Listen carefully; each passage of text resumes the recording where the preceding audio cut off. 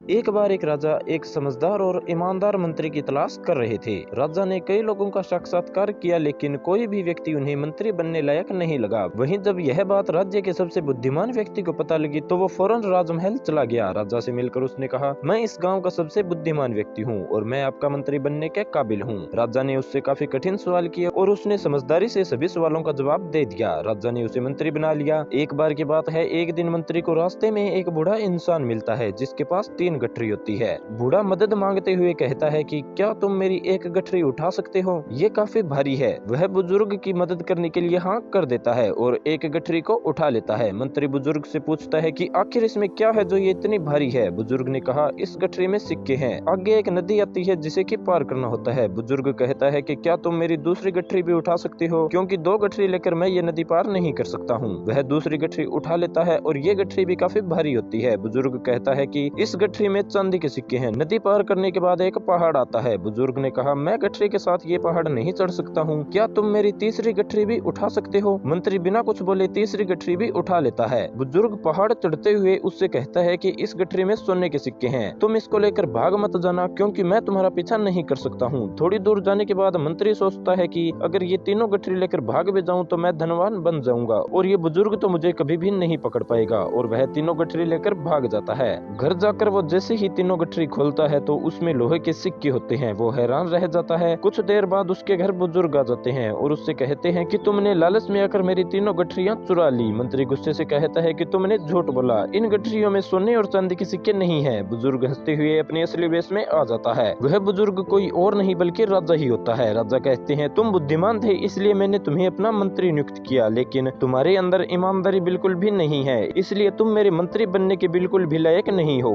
राजा की यह बात सुनकर मंत्री को अपनी गलती पर खूब पछतावा होता है। ये कहानी हमें सिखाती है कि लालच में आकर हम अपना ही नुकसान कर बैठते हैं, इसलिए हमेशा हमें ईमानदार रहना चाहिए।